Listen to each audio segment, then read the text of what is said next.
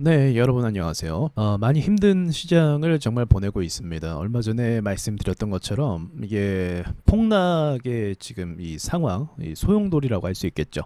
이 소용돌이 안에 우리가 들어왔기 때문에 여기서 계속적으로 어떤 압박을 투자자들에게 가해질 겁니다. 이거는 이 상황이 벌어진 이상 이러한 일들이나 투매가 또 나타날 가능성이 앞으로도 계속 있다라는 것을 볼 수가 있는데, 이 상황이 보통 한 달 정도 되면 좀 진정세라는 게 또 나타나기도 합니다. 그래서 아직은 이 범위 안에 있기 때문에 이런 상황이 이뤄지고 있다 이렇게 생각하시면 될 것 같고요.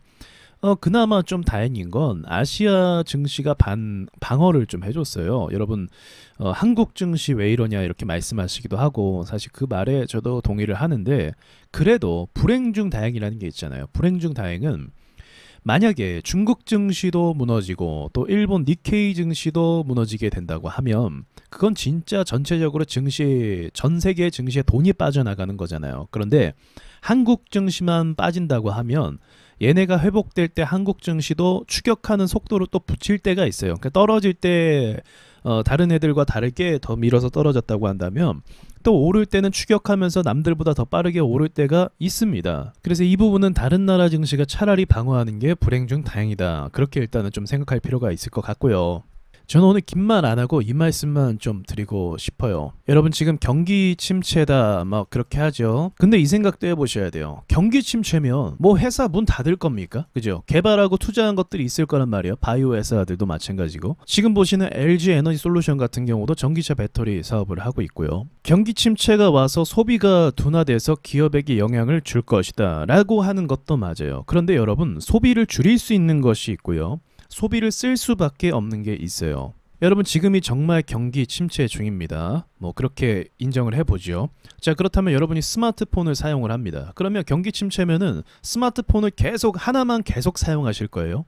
사용하다가 부셔져서 고장났어요. 그러면 부셔져서 고장나면 사용 안 할 겁니까? 아니잖아요.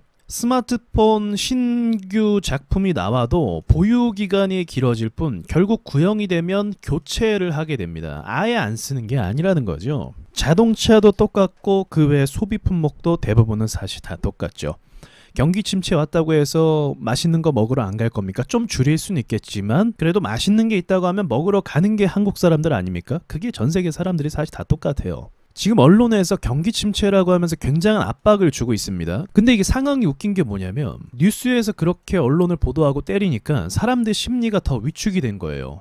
지금 뉴스에서 계속적으로 심리를 위축시키는 단어들만 사용을 하더라고요. 제가 뉴스 이제 보자고 했잖아요. 왜 보자고 했냐면, 폭락이 나오고 나서 여기서부터 어떤 대안을 공개적으로 공식적으로 이야기를 합니다. 어떤 식으로 대안이 있고 어떤 식으로 뭔가를 하고 있고, 그 부분을 우리가 지켜보면서 그 부분을 통해서 주가가 반등이 나오면 좀 안심을 할 수 있다라는 걸 제가 말씀을 드리는 거예요. 근데 아쉽게도 지금 현재 상황에서요, 계속적으로 심리를 위축시키는 기사만 보내고 있더라고요. 더불어서 탈중국화 이런 이야기까지 나오고 있으니까 한국 증시에 돈이 빠지겠습니까? 안 빠지겠습니까? 빠져나가는 거고, 기업도 투자를 하고 싶겠습니까? 안 하고 싶겠습니까? 탈중국 이야기하니까 후퇴하고 싶겠죠.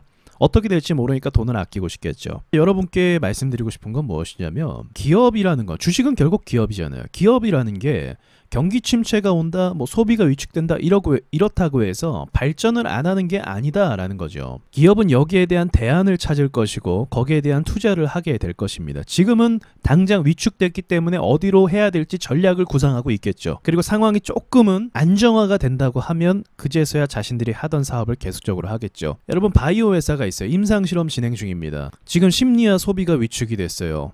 그렇다고 임상시험 안 할 겁니까? 아니잖아요. 기술 개발할 건 계속적으로 개발할 것이고, 앞으로 병원이나 몸이 아픈 사람들은 계속 있을 것이고, 아프면 뭐 경기 침체라고 해서 병원 안 가요? 아니잖아요. 수술 받잖아요. 그러니까 이 바이오 섹터 같은 경우도 사실은 경기와 별로 상관없는 섹터 중에 하나라는 거죠. 그런데 주가가 지금 경기가 안 좋다, 심리가 위축되면서 막 떨어지고 있어요. 그러면 바이오 섹터는 어떻게 되는 겁니까? 저평가가 오히려 되는 거죠. 여러분, 그 이야기 있잖아요. 여러분, 그 이태원 클라스에서, 이 드라마에 나오는 가상 회사죠. 장가라는 회사의 그 장남인 아들이 사고가 쳐서 주가가 떨어졌어요. 그러니까 그 주인공 박세로이가 어떻게 합니까? 이 주식을 아버지 보험금으로 다 매입을 하지 않습니까? 그리고 나서 주가가 다시 올라가잖아요. 그러면서 하는 말이 무엇이냐면, 장가의 본질이 문제가 생긴 건 아니다. 이 말을 하잖아요.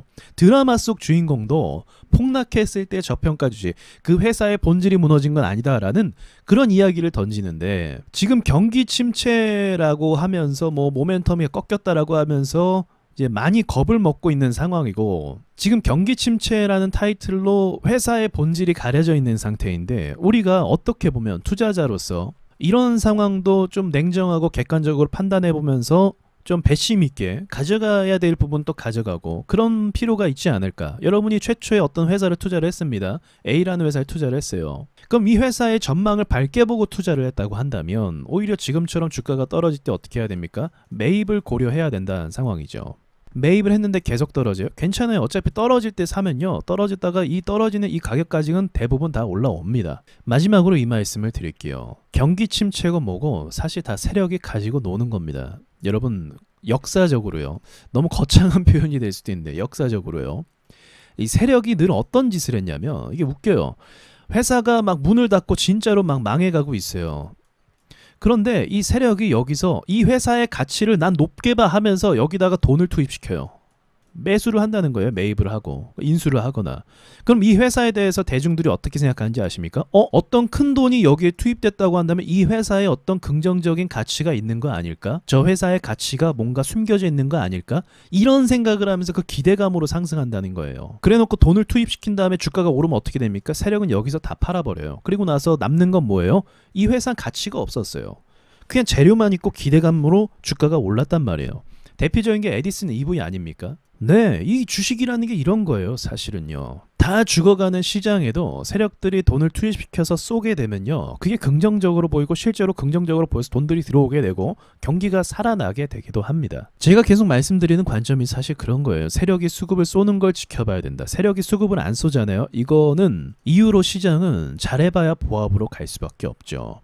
세력이 안 싸주는데 어떻게 위로 갑니까? 그럼 여기까지 차트를 만들었다는 건 뭡니까? 이건 확실히 털고 가겠다라는 의도예요. 여러분 털고 가겠다는 의도가 있으면은 쉽게 올리기도 사실은 쉽지 않겠죠. 털 거면은 여기서 더 괴롭히겠죠. 옆으로 보내면서. 그러나 향후에는 어떻게 될까요? 여러분 세력 입장에서요. 이 코스닥 시장이 얼마나 만만한 시장인지 아십니까? 바이오 가지고 장난치고 뭐 회사 가지고 장난치고 그냥 이유 없이 매출 상관없이요. 그냥 어디서 뭐 재료만 가지고 와서 올리는 시장이 바로 이 코스닥 시장이에요. 세력들이 완전 쥐고 오르락 내리락 하는 시장이라는 겁니다. 이 시장을 냅둘까요? 계속적으로?